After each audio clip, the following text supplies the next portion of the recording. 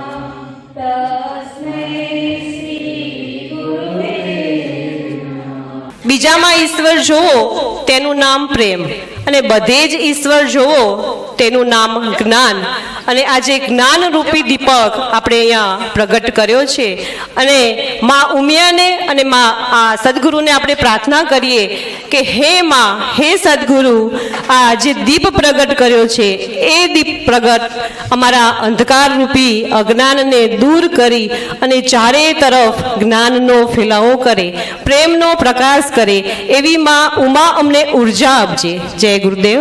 પરમ પૂજનીય પરમ વંદનીય આપણા સૌના લોક લાડીલા એવા જગતગુરુ શ્રી સતપંથાચાર્ય જ્ઞાન દેવાચાર્ય મહારાજજીના ચરણોમાં વંદન. મહારાજશ્રીનું ચંદન તિલકથી સ્વાગત કરવા આવશે પૂનમબેન લાટની બહેનો કરશે. મહારાજશ્રીનું ચંદન તિલક અને ફૂલહારથી સ્વાગત. પદવંદન કરું ગુરુદેવનું જે સકલ ગુણ ચતુર સુજાન પૂરણ બ્રહ્મ દ્રષ્ટે કરી અચલ પુરુષ પુરાણ પૂજન કરું ગુરુપાદનું જયથી 14 લોક પૂજાય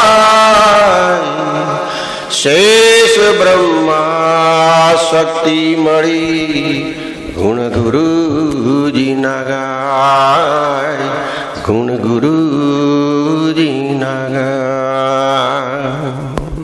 મહારાજશ્રીનું સન્માન પૂનમબેન અને કમળાબેન કરશે. આપણે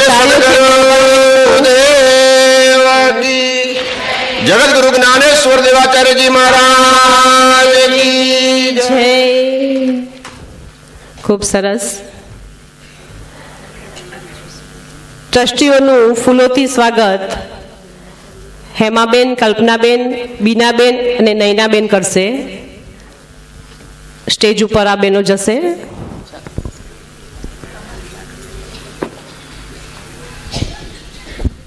आए चले अंधकार के प्रकाश की ओर, पृथ्वी से आकाश की ओर, पदार्थ से सूक्ष्म की ओर, प्राणी से परमात्मा की ओर, एक प्रयास अज्ञान से ज्ञान की ओर.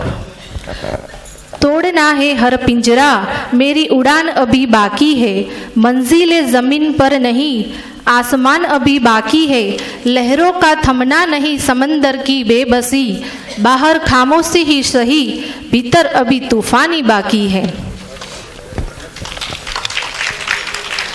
तीर्थधाम प्रेरणापीठમાં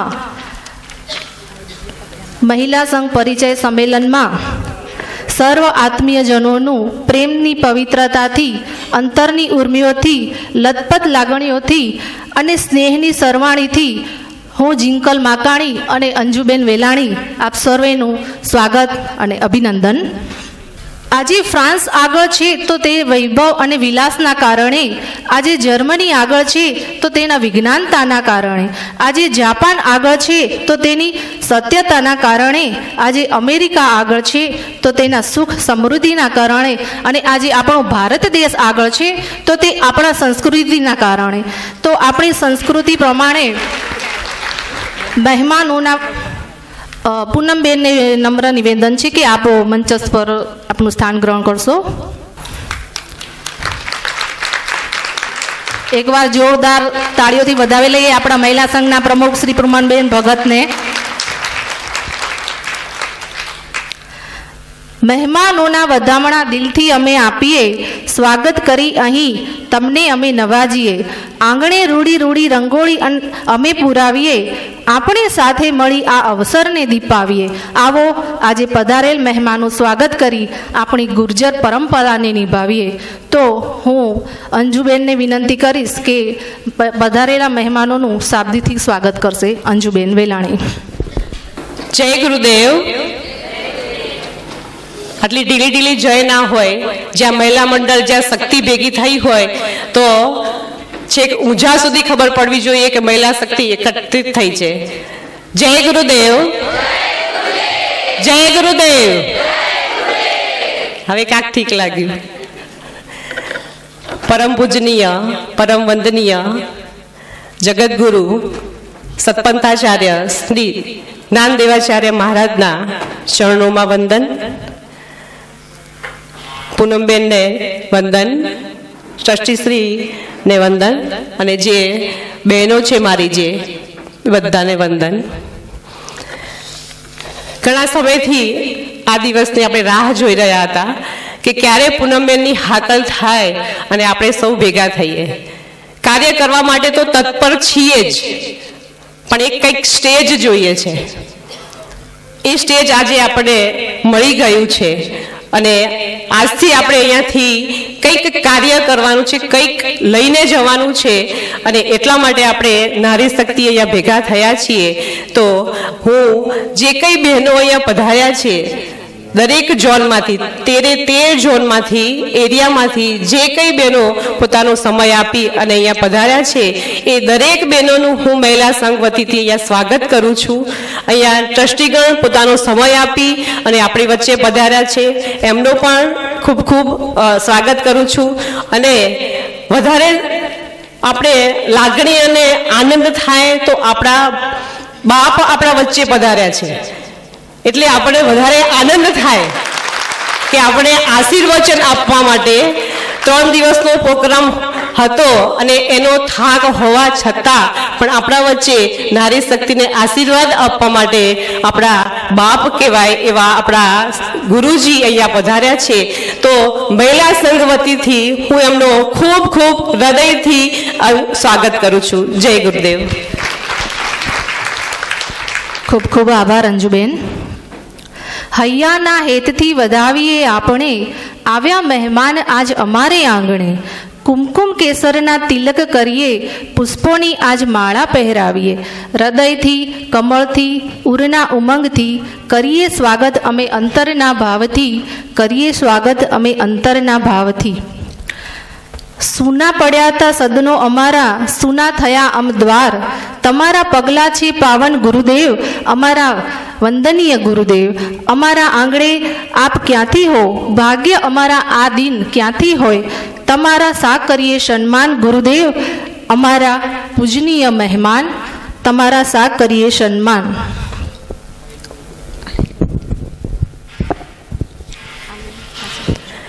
મહારાજશ્રીને હું નમ્ર વિનંતી કરીશ કે અમારી નારી શક્તિને તમારા આશીર્વચન આપો. મહારાજશ્રી.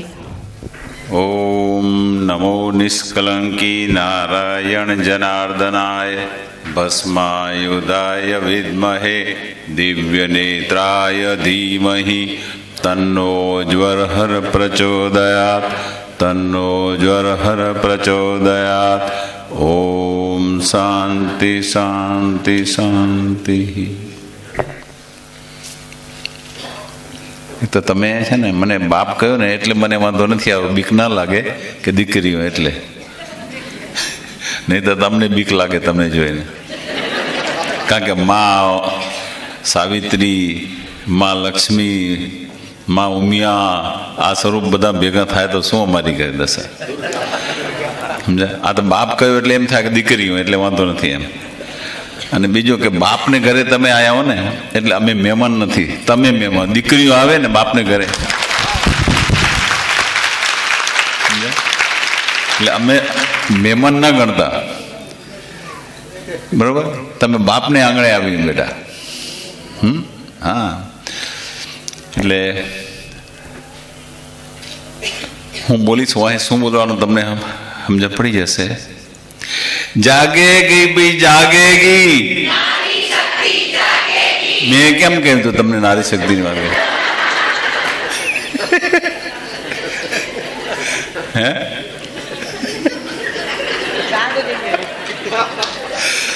દીવાની જોતે જાગે, બધું જાગવામાં તો ઘણું હોય. હુતેલો મણે જાગે એટલે તમે એનો મતલબ કે તમે હુતા નથી નક્કી. હે, એટલે તમે હુતા નથી નક્કી, બરોબર? દીકરી હુતી નથી. અને બસ આ જ જરૂર છે આપને, કે આપણે સૂતા નથી રહેવાનું ને સદા જાગતા જ રહેવાનું, બરોબર? અને આ જાગશે તો જ તમારું નારી સંગઠન મજબૂત બનશે. જાગૃતિ દરેક જગ્યાએ જરૂરી છે. જાગૃતિ એટલે ચેતના.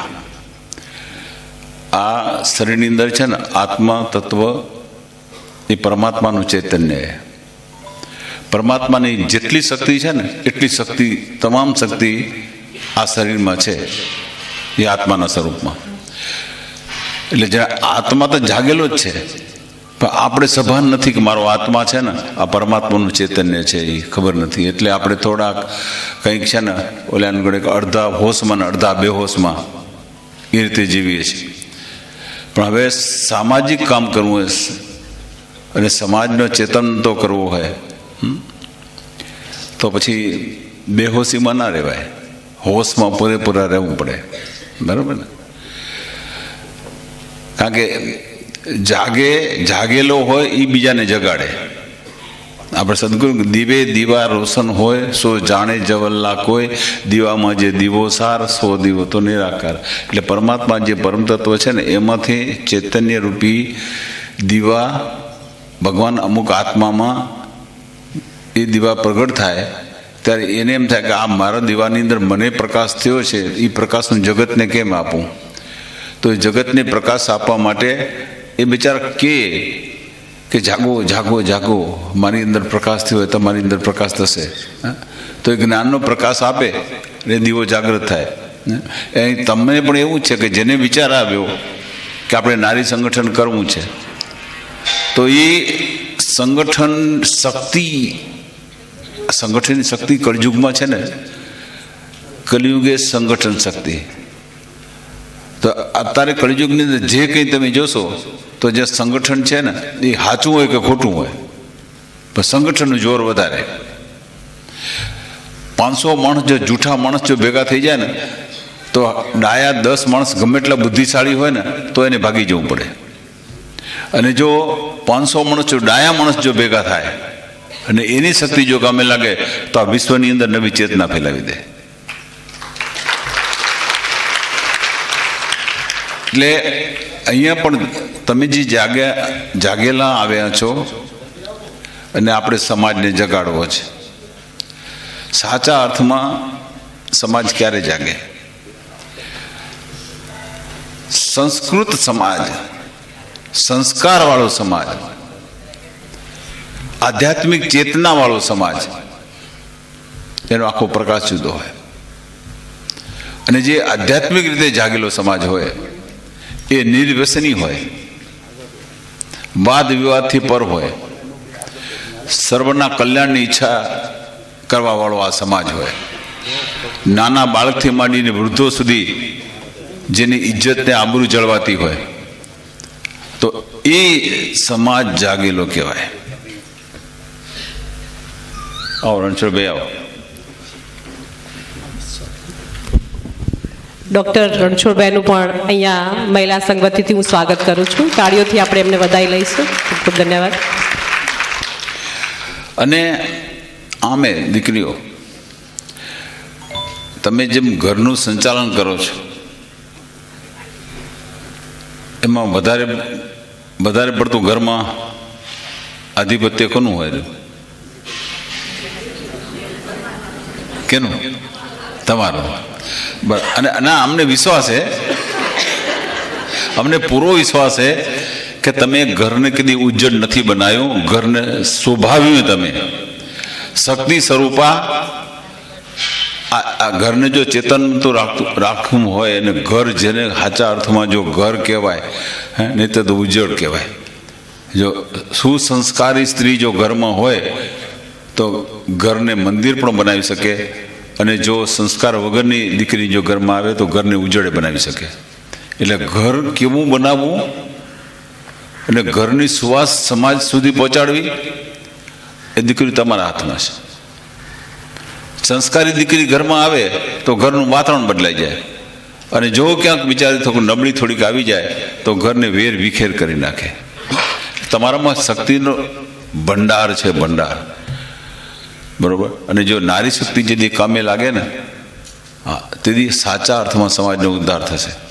કે અમે સમાજને સંસ્કારી બનાવશું, સમાજને સંગઠિત બનાવશું, અને આવતી પેઢી યાદ કરે કે એક સંગઠન હતું કે જે વારસામાં આપણે સંસ્કાર આપીને ગયો હતો. આપણે આ પ્રણાલી કાયમ માટે ચાલુ રાખવી છે. આજે 5 વર્ષ કે 10 વર્ષ કે 15 વર્ષ પછી આમાંથી કદાચ મારી દીકરી એકે આમાં સભ્ય નહીં હોય વહીવટ કરવામાં, પણ છતાંય પાછળ એવો વારસો આપીને આપણે જવાનો છે કે દિન પ્રતિદિન આ સંગઠન મજબૂત થતું જાય, ચેતનમંતું થતું જાય. કરવું છે આપણને. આજે પૂનમબેને મેં કહ્યું, બેટા શું પ્લાનિંગ છે? કારણ કે આપણે ગઈ વખતે જે મિટિંગ થઈ, બરાબર, એમાં બધું થયું, સંગઠન થઈ જશે, માળખું બનાવવું પડે, બહુ જરૂરી છે, માળખું જ બનાવવું જ પડે એને. કારણ કે ઝાડ હોય તો ઝાડના ઠેઠ પાંદડા સુધી છે ને, એ ઝાડનો જે વિકાસ થાય ત્યારે સાચો વિકાસ થયો કહેવાય. ઠૂંઠું ઊભું હોય તો કાંઈ ના થાય. હે, ઝાડ જો ઠૂંઠું ઊભું તો રૂપાળું કેમ લાગે? ઘટા ટોપ હોય, હે, કેટલા પાંદડાની શોભા હોય, અને એ પાંદડાની શોભા હોય ને આખું ઘટા તો નીચે કોઈ છાંયડામાં ઊભું રહી શકે. એમ અહીંયા પણ આજ જ્યાંથી શરૂઆત થઈ સંગઠનની, તો આપણો કચ્છ કડવા પાટીદાર સમાજ, સતપંથ સનાતન સમાજ જ્યાં જ્યાં છે ત્યાં બધેથી સાંકળીને આપણે ભેગા કરવાના છે. નર્મદા ડેમ ત્યાં છે, એની બ્રાન્ચીસ ક્યાં સુધી? ઠેઠ કચ્છમાં સુધી પહોંચ્યું પાણી, કારણ કે બ્રાન્ચીસ મારફતે નર્મદા ઠેઠ ત્યાં પહોંચી. એમ આપણે પણ છે ને, અહીંયા જે મેઇન સંગઠન છે એ ઠેઠ સુધી એની બ્રાન્ચીસ ત્યાં જાય, અને દરેકને જોડીને આપણે ભેગા કરવાના છે. નહીં તો કહેશે એવું શું કરે, અમને કંઈ ખબર નથી. બરાબર. પણ એ ક્યારે બને કે સાંકળીને, કે પ્રાંત હોય, સબ પ્રાંત હોય, જે એરિયો નાનો એરિયો હોય તો એ હોય, બધાને આપણે સાંકળીને એક સાંકળ બનાવવાની છે કે બધા જોડાય એની અંદર, અને તો જ સાચા અર્થમાં આપણે સંગઠન કરવું કહેવાય. અને સંગઠન હોય એનો હેતુ હોવો જોઈએ. આમ શું કહેવત છે, મોબ હેઝ નો માઇન્ડ. ટોળાને અક્કલ હોતી નથી. આપણે ટોળું નથી, આપણે સુવ્યવસ્થિત વિચારોથી સંગઠિત થયેલું એક સંઘ છે આ. હે, એટલે આમ તો કે અંગ્રેજી કહેવત છે, મોબ હેઝ નો માઇન્ડ. ટોળાને કંઈ દિશા નથી હોતી. પણ આપણે તો દિશા સાથે ચાલવાનું છે. આપણા ધ્યેય નક્કી છે કે આપણે શું કરવાનું છે પહેલું જ. એટલે સંગઠનમાં પહેલા જ મુદ્દા તમે છે ને તારવો કે આટલા કામ આપણે કરવાના છે, એનું લિમિટ આટલા સમયમાં આટલા કામ આપણે પાર પાડવાના છે. એ તમે નક્કી કરો. પ્રાયોરિટી કોને આપવી, કે કયા કામ આપણે તાત્કાલિક કરવા જેવા છે. સેકન્ડ સ્ટેજમાં કેટલા કામ, થર્ડ સ્ટેજમાં કેટલા કામ, બરાબર. અને 10 વર્ષનો એક રોડ મેપ બનાવી દો કે આટલા કામ આપણે કરવા છે, અને 10 વર્ષમાં આ કામ પહેલાં શરૂઆતમાં જે છે એ તો જેમ બને એમ જલ્દી કામ કરવાના. એટલે લાંબા ગાળાની જે યોજના છે એને પણ આપણે પ્લાનિંગ અત્યારથી કરવું પડે કે 10 વર્ષે એનું પરિણામ દેખાય, પણ એનો મગજમાં વિચાર તો અત્યારથી જ જાગેલો હોવો જોઈએ. તો એ પ્લાનિંગ આપણે પહેલું કરવું પડશે. શું કરશું આપણે? ભેગા તો થયા, બરાબર, નારી શક્તિ ભેગી તો થઈ જાય. તો હવે તમે શું વિચાર્યું પૂનમબેન કે પહેલું કામ શું કરશું આપણે? પહેલું જ કામ આવતા ચાલો આ ભેગા થયા ને એક પહેલો જ મુદ્દો તમે નક્કી કરો કે આ શું કરવાનું. હું કહું, હા, ઘરને મંદિર બનાવવાનું. ઘરને મંદિર બનાવવાનું. હા, ઘરને મંદિર બનાવવાનું બેટા. અને એ ઘર ઘર જેથી મંદિર હશે ને તેથી એક સમાજ પણ એક વિરાટ મંદિર બની જશે. એટલે આપણે ઘરને મંદિર બનાવવાનું. તો ઘર મંદિર ક્યારે બને? કે આજે પતિ પત્ની, મારો એક દીકરો ભગવાનને પહેલે ખોળે દીકરો દઈ જાય તો બસ હવે અમને કાંઈ ખપતું નથી, બરાબર. તો હવે ઘરમાં 3 સભ્ય રહ્યા અને એ જે પછી 1 કે 2 છોકરા હોય એનું લાલન પાલન અત્યારની જે પદ્ધતિ તમે જુઓ ને તો એ છોકરો સંસ્કારી બનશે કે ઉદ્દંડ બનશે? હા, એ અત્યારથી દેખાવા માંડી ગયું. કારણ કે ઘરની અંદર જે સંસ્કાર જે હોવા જોઈએ, એક સામૂહિક ભાવના હોવી જોઈએ, એક પરિવાર હતો, એ પરિવાર તૂટી ગયો. આજે દાદા દાદી સાથે જે બાળકોનો જે ઉછેર થતો હતો અને એના માણસની અંદર છે ને જે લાગણીને હૂંફ જે ભરાતી હતી એ અત્યારે છે ને મા બાપ, પપ્પા ને મમ્મી, એના ભેગા છોકરા છે ને એ સંસ્કાર ગુમાવી દીધા. વસ્તુ જોઈએ આપો, આપો, બસ આપો. પણ આપો પણ એ તો તમે સંપત્તિ, એક ધનની લાલચ આપીશ તમે, અને અતિ લાલચ છે ને એ ખરાબ પરિણામ લાવે. પણ એની સાથે સાથે સમજણ આપવાની છે બાળકોને. આપણે એ 50 માગે ને આપણે હો આપી દઈએ એટલે આપણે બહુ હોશિયાર થઈ ગયા અથવા તો આપણે મોભાદાર થઈ ગયા એવું નથી. પણ એ 50ના જગ્યાએ 100 જાય છે એ બાળકની વૃત્તિ કેવી કરશે? કારણ કે બાળકની અંદર એવું માણસ પેદા થશે કે પૈસો તો એમ જ આવે છે, પૈસાની કંઈ કિંમત નથી. તો એ 100 વાપરશે તો એમ થશે 200 હવે મને વાપરવો પડશે. આ લાલચ એવી વસ્તુ છે. 200 એટલે તમારે કને 150 માગશે એટલે તમે 200 આપશો. પણ તમને એમ કે હું મારા છોકરાને લાડ કરું છું. લાડ નથી કરતા, પણ છોકરાને બગાડો છો તમે. એટલે આવી ઘણી બાબતો છે.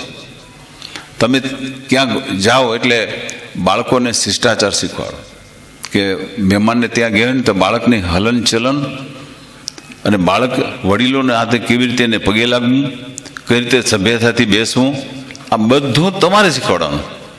તો એ સંસ્કાર જે આપણે જે આપવાના છે એ સંસ્કાર એ તમારામાંથી આવશે, બરાબર. બાળકોને એ ક્યારે આવશે? કે અહીંયા ઘર સભાનું, ઘરને મંદિર બનાવ્યું હોય તો ઘર સભાનું આયોજન આપણે બાલ શિબિર ચાલુ કરી છે. તો પહેલાં શરૂઆતમાં આપણે અહીંયા શું થતા કે વર્ષની અંદર 2-3 દિવસ 2-3 દિવસનો પ્રોગ્રામ રાખીએ અને બાળકો બધા આવે એટલે 2-4 મંત્રો શીખવાડીને એ કરી અને બાલસભા પૂરી થઈ જતી. મેં વિચાર્યું કે આ વસ્તુ પૂરતી નથી. સંસ્કાર ખાલી 2 દિવસમાં નહીં આવી જાય. બાળકોને 2 મંત્ર શીખશે ને બાળક જે ઘરે જઈને પાછું ભૂલી જશે. પણ આપણે એને હવે રિપીટ થયા કરે એટલે ઓછામાં ઓછું અઠવાડિયે કે 15 દિવસે એ બાળકોને આપણે ભેગા કરીએ, બાળકોને સંસ્કાર આપીએ, સુવિચારો આપીએ, નાની નાની બાળ વાર્તાઓથી એને આપણે બોધ આપીએ. એ વખતે મંત્રો પણ છે ને એને આપણે શીખવાડીએ, આપણા સંપ્રદાયનું જ્ઞાન આપીએ. આપણા સંપ્રદાય સિવાય પણ બીજા સંપ્રદાયનું આપણે જ્ઞાન આપવું જરૂરી છે. દરેક, હું તો એમ કહું છું દીકરીઓ અને દીકરા બધાની વાત કરું છું. તમે થોડુંક તમે જાણશો તો તમારા બાળકોને આપીશું. નહીં તો બાળકને કોઈ ગીતા કહેશે તો કે ગીતા શું, કે ખબર નથી ગીતા શું હે. પણ તમે જો કહ્યું હશે કે આપણા આ સાહિત્ય આપણું છે ને, ગીતા પણ આપણી છે ને, આ ભારતીય સંસ્કૃતિની એક સ્તંભ છે ગીતા. તો ગીતામાં શું છે એ આપણે બાળકોને આપવું પડશે. આપણા સાહિત્યમાં શું છે એ આપવું પડશે. ગીતાની અંદર જે મર્મ છે અને આપણા સાહિત્યનો મર્મ એક સરખો છે એવું બધાવવું પડશે. આ ટ્રેનિંગ લેવા જેવી છે. નહીતર સંપ્રદાય નબળો પડતો જશે. સંપ્રદાય માત્ર પ્રસંગો કરવાથી જ સંપ્રદાય શોભે છે એવું નથી. સંપ્રદાયની જે તાકાત છે ને એના તત્વોને જાણવામાં એની તાકાત છે બધી. તો આપણે આ પણ કરવું પડશે. સત્સંગ તો ગુરુમુખે સાંભળશો ને એ જ અસરકારક હશે. કારણ કે જે તાકાત છે, જે ઉર્જા અંદરથી અમારી આવે છે ને સત્સંગ, એ કઈ કૃપાથી આવે છે. અને એ સત્સંગની જે ધારા છે ને એ સાંભળશો એની અસર થશે. એની વસ્તુ તમે આમ વાંચશો અને તેમાં બેઠા છો, આમ જોઈને અડધું જોઈને મૂકી દીધું, આમ કર્યું, એમાં કાંઈ અવાજ નહીં આવે. અરે તમે ગીતા વાંચો, ભાગવત વાંચો, યોગવાસી રામાયણ વાંચો, ઉપનિષદ વાંચો, બ્રહ્મસૂત્ર વાંચો, તો આમાં જો તમારું ચિંતન હશે ને મન હશે તો વંચાશે નહીં તો એ નહીં થાય. આપણે આ બધી જે 84 લાખ યોની એમાં હોશિયાર કોણ? એમ એટલે શું કરવા હોશિયાર? અમુક ગુણ તો છે ને, જુઓ, બાળકો પેદા કરવા, બાળકો બધા એનું જતન કરે, જનાવર કે પ્રાણીઓ કે બધા એ બાળકોને દવડાવે, એ લાડ કરે, એને ઓળખાણ પડે કે આ મારું બાળક છે એટલે ખબર તો એને છે ને. એ ખાવું પીવું અને ક્યાંક એના માટે ક્યાં ખાવા જશે ગમે ત્યાં એ ભટકીને ગમે તેમ કરીને એ ખાવાનું તો એ ભેગા કરી લે રહ્યા. તો આપણામાં ફેર છે કેટલો? આપણામાં અને એનામાં ફેર શું? તો આપણામાં એનો ફેર કેટલો મને કહો, શું ફેર કહો? ઊંચી. અને એટલે મારું કહેવાનું શું હે, છઠ્ઠી ઇન્દ્રિય ભગવાને માણસમાં દીધી. છઠ્ઠી ઇન્દ્રિય એટલે બુદ્ધિમત્તા.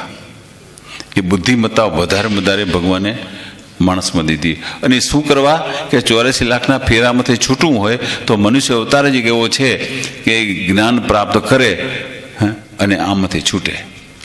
તે આપણે આપણી બુદ્ધિનો ઉપયોગ શેમાં કરી રહ્યા? મારી તારીમાં, સંપત્તિ ભેગી કરવામાં, બરોબર, આડંબરમાં. આમાંથી આપણે હોશિયાર થઈ ગયા કે વળી પાછું કઈ યોનીમાં જવું, પાછું પ્રાણીઓની જમાય. એટલે આનાથી આપણાથી મૃદગતિ માટેના ઘણા લોક છે ઉપર. પૃથ્વી લોકથી ઉપર હજી બીજા 6 લોક છે. ભૂર ભુવઃ સ્વઃ મરલોક, જનલોક, તપલોક, સતલોક. એમાં કોણ જાય? જનાવર જાય ના રહે? જનાવર જશે ઉપર, સ્વર્ગમાં જનાવર જાય, મહરલોકમાં જાય, જનલોકમાં જાય, તપલોકમાં જાય, સતલોકમાં જાય, અમરાપરીમાં જાય. કહો કેટલા જનાવર અમરાપરીમાં? બરાબર. એટલે આપણી બુદ્ધિમત્તાનો સાચો ઉપયોગ કરવો, એનું નામ માણસ. હવે માણસ ભેગા થાય પાછું એ તકલીફ પાછી. માણસ ભેગા થાય અને જો સંસ્કારિત હોય બધા, તો એક આખું ઘરમાં પણ જો માણસ ભેગા થાય એના વચ્ચે જો સુસંવાદિતા હોય ને તો ઘરમાં છે ને અરસપરસ છે ને સંસાર મીઠો લાગે, માણવા જેવું લાગે, ઘર મંદિર બને. પણ એ માણસ તો છે, પણ બુદ્ધિ જો ટકરાય તો ડખા થાય. એટલે આપણે ટકરામણ છોડવાની ઘરમાં, ઘરને પહેલું મંદિર બનાવવાની વાત આપણી પહેલી. એટલે બાળ શિબિરની અંદર બાળકોને મેં વાત કરી કે આપણે અહીંયા જેટલો સંસ્કાર બાળકને આપણે આપી શકીએ એના માટે બાળ શિબિરની ભાગ 1 પુસ્તિકા બહાર પડી ગઈ. બીજી હવે તૈયારી છે, બરાબર. એટલે પાર્ટ 1ની અંદર બાળકોને શું સંસ્કાર, સંપ્રદાયનું જ્ઞાન શું છે, પ્રાથમિક રીતે બધી એમાં સમજણ આપવામાં આવી છે. પછી બીજા ભાગની અંદર છે 52 સંતોના ચારિત્ર, કે જેની અંદરથી આપણને ઉપદેશ મળી રહે, સાચું જીવન શું છે, એ જે જીવી ગયા છે એને આપણે ફોલો કરી શકીએ એવા પ્રેરણાદાયક સંતોના જીવન ચરિત્ર.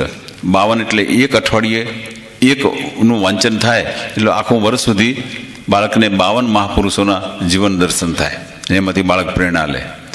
ત્રીજો ભાગ અમે બહાર પાડવા જઈ રહ્યા છીએ, એ ઘર સભા માટેનો. ઘર સભાની પુસ્તિકા એ હવે બનાવવાનું હાથમાં લીધું છે, એ થઈ જશે. હવે ઘર સભા, તો ઘર સભા શા માટે? એ તો કહ્યું કે ઘરને મંદિર બનાવવા માટે. તો ઘર સભાની અંદર તમે શું કરી શકો? તો પોતે પોતાના ઘરની અંદર તો તમે સંસ્કાર તમે કરો. સવારે ભગવાનનું મંદિર હોય એની અંદર બાળકો સાથે બેસવાની ટેવ પાડો. તમે બેસો, ઘરનું કામ 10 મિનિટ બંધ. તમે ખૂબ બીજી છો, જાણીએ છીએ, બરોબર, પણ આ ઘરને સુશોભિત કરવા માટે, સંસ્કારી બનાવવા માટે ઘરમાં 10 થી 15 મિનિટ સવારમાં આપો. બાળકોને સ્કૂલમાં જાય એના પહેલાં એને એક વખત બેસાડો. બેસે, ભગવાનને પગે લાગે અને નિત્ય જે આપણો જે મંત્ર છે એની 1 માળા કે 2 માળા જેવો ટાઈમ હોય, બાળકને પણ હાથમાં માળા આપો, બાળકને પણ દર્શન કરવાની વિધિ આપો. નમસ્કારનો મંત્ર છે આપણો, એ નમસ્કારનો મંત્ર બોલી અને ઉતાવળો તો કંઈ બધું પગે લાગીને ભગવાનને કહો કે ભગવાન આજે હું ખૂબ બીજી છું, મારે કામ જવાનું છે, ને આમે નિત્ય હું કામ જઉં છું, મારા ભેગા રહેજો. આ શબ્દ બહુ મોટો છે. હે પ્રભુ, હું તમને નમસ્કાર કરું છું, મારાથી કોઈ ભૂલચૂક થઈ હોય તો મને ક્ષમા કરજો. હે પ્રભુ, તમે સર્વવ્યાપી છો, આખી દુનિયાનું તમે પાલન પોષણ કરો છો. આજે મારા પણ તમે પરમ પિતા છો. તો આજે હું હવે મારું કર્મ પ્રવૃત્તિ કરવા જઈ રહ્યો છું, ભગવાન મારા ભેગા રહેજો. અવશ્ય ભેગા આવે, અવશ્ય ભગવાન ભેગા રહે. સાંજે પાછા આવી ભગવાનને પગે લાગો, પ્રભુ મારો આજનો દિવસ બહુ જ સારો ગયો, તારો ધન્યવાદ. હે પ્રભુ, તારી કૃપા અપાર છે. બસ એમ કરીને પગે લાગો, ક્ષમા યાચના અને નમસ્કારનો મંત્ર. આ ઘરના સંસ્કાર છે. આમાં શું કંઈ ટાઈમ લાગે? આ એક ટેવ પાડશો, નહીં તો તમે નહીં કરો ને તો બાળકો નથી જ કરવાના. સમજ્યા? નહીં જ કરે. કારણ કે જુએ છે કે મા ને બાપ નથી કરતા, તો આપણે શું જરૂર છે? તો એ વારસો પછી એને એ જ મળશે. અને ત્રીજી પેઢી પછી જો એ નહીં આવશે ને તો એને ધર્મ શું કાંઈ ખબર જ નહીં હોય. હમૂળનું સંપ્રદાય જ્ઞાન બિલકુલ નહીં હોય. એટલે આપણે વારસામાં થોડુંક તો આપણે પીરસવું પડશે. અને એ ઘરની વાત થઈ. અને ઘરની અંદર 2 બાળકો હોય ને એટલે પપ્પા મમ્મી 2 મોબાઈલમાં ચોટ્યા પડ્યા હોય ને, બાળકોને છે ને બહુ કરતા તો એક મોબાઈલ લઈ દો. એટલે એ ઘરમાં જુઓ તો કોઈ વાતચીત નહીં, કશું જ નહીં. બાળકો સાથે બેસીને પ્રેમાલાપ નથી થતો. દીકરાને કે દીકરીને માથે હાથ ફેરીને કે બેટા આજે ભણવામાં શું હતું, કેમ છે, એને વાત્સલ્ય આપો. અડધો કલાક તમે પરિવાર માટે આપો.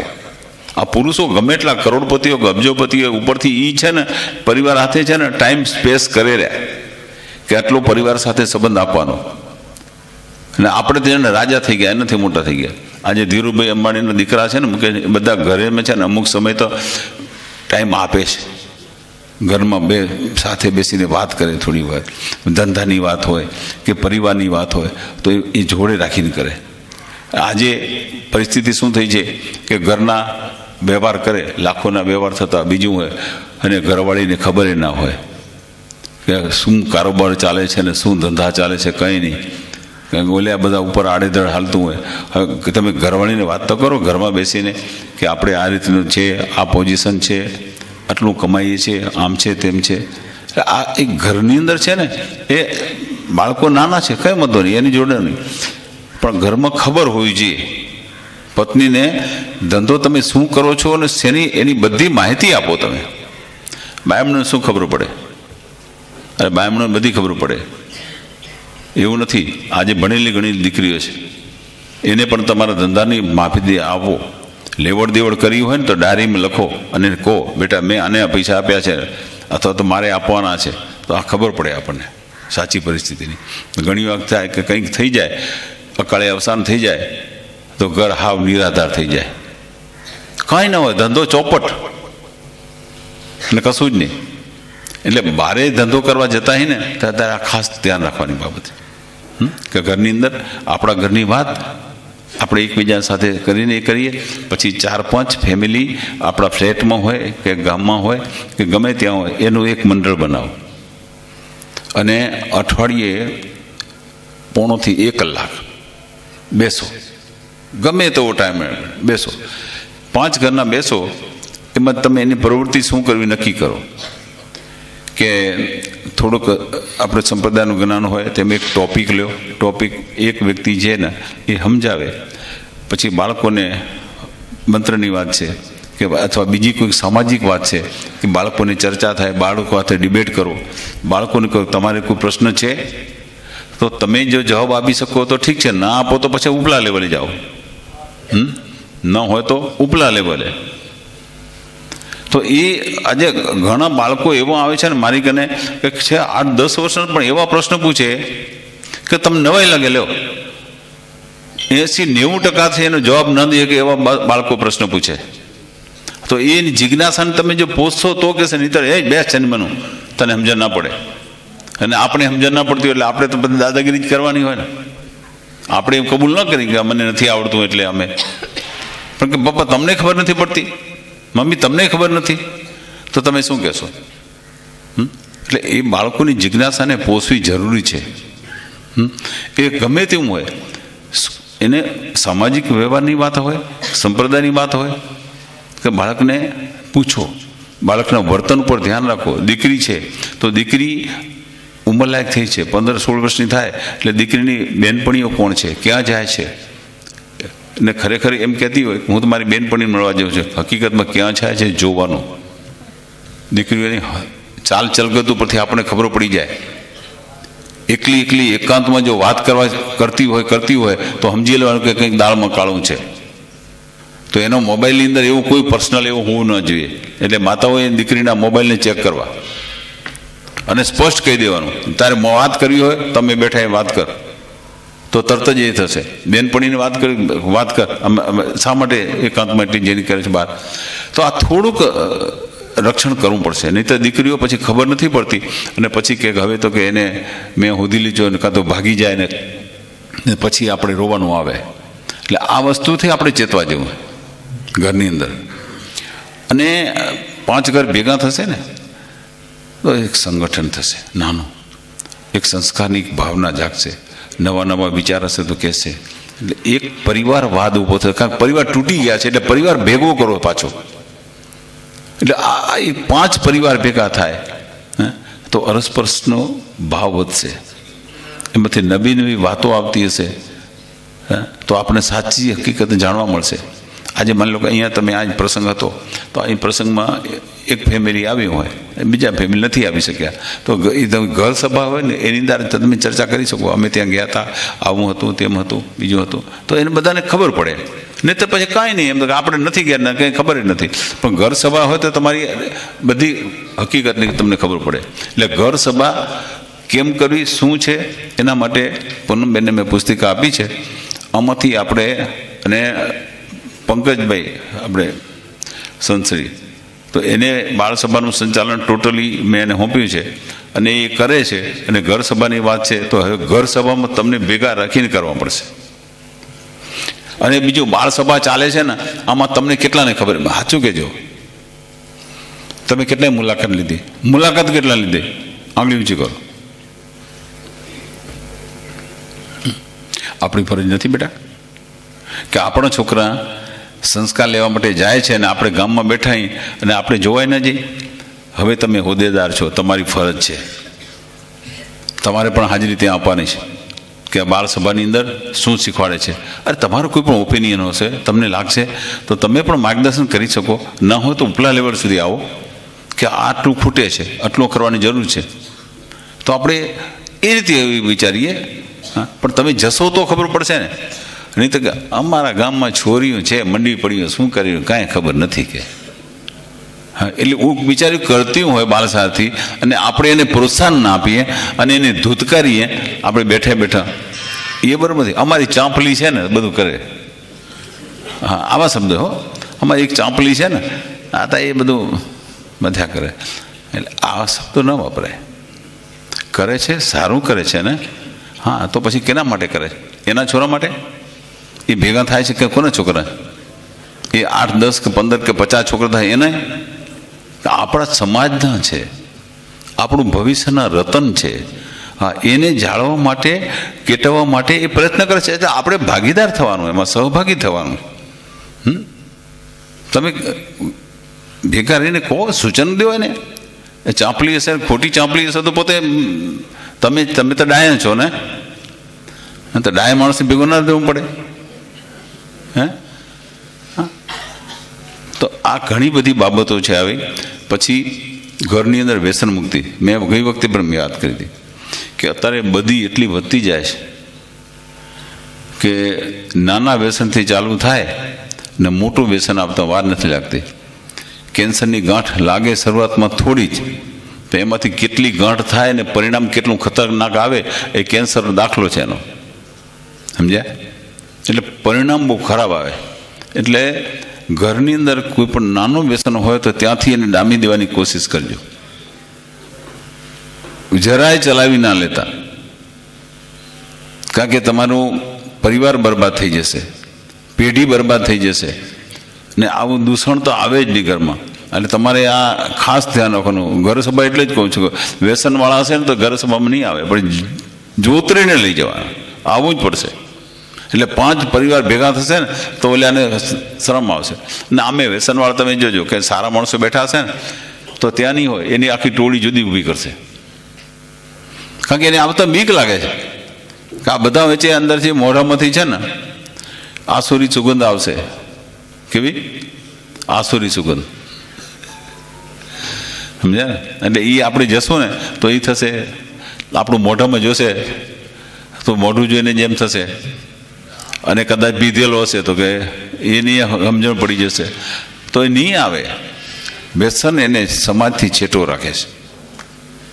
એટલે આપણે આપણા દીકરાને સમાજથી છેટા નથી રાખવા, બધાની વચ્ચે ભેગા બેહી શકે, ભળી શકે, અને બાળકો સાથે બધાની રીતે. એટલે આ વ્યસન મુક્તિ માટે પણ તમારે ખૂબ જ જાગૃત રહેવાનું છે. ખ્યાલ આવ્યો?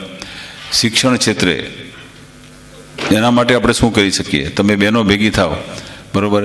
આજે આ ડૉક્ટર બેન આવ્યા છે તો એવા બોલાવો, જુદા જુદા વિભાગમાં સેમિનાર કરો. આજે 13 પ્રાંત તમે બનાવ્યા છે તો એક દરેક પ્રાંતની અંદર છે ને આવી મિટિંગ રાખો, બોલાવો, અને ત્યાંની લોકલ આપણી મહિલાઓ હોય એને ત્યાં ભેગી કરો, એક મિટિંગ લ્યો, બરાબર? તો ત્યાં પણ એક સારા સમાજ મેસેજ જશે, કંઈક નવી વસ્તુ જાણવા માટે મળશે, બરાબર? પછી નાના નાના ધાર્મિક મેળાવડા તમે જાતે કરો. અમારા સંતો પ્રવચન કરે એવું નથી, તમારી અંદર શક્તિ છે જ, તો તમારી દીકરીઓમાંથી કોઈ પ્રવચન કરતી થઈ જાય, એમ કરતાં એ શક્તિ જાગે એની, એને જ મંચ પર બેહાડો, એને આવો પ્રવચન આપો. જેને ઈચ્છા હોય બધા આવે પ્રવચન. એટલે ધાર્મિકતા ધીમે ધીમે એમાંથી અભ્યાસ વધશે. એ સિવાય બીજી પ્રતિ શું કહેતી બેટા મેં, પૂનમબેન? બીજા મુદ્દા આપણે 2-4 ચર્ચા હતા ને. હા હા, અને હા, સમાજની અંદર ખોટા જે રીત રિવાજ ઊભા થાય છે, સમૂહ લગ્નમાં જોડાવતો તો ઘણું સારું, અને કદાચ ના હોય તો ઘરે કરો, પણ તો કઈ રીતે આપણે લગ્ન સમારંભ યોજો?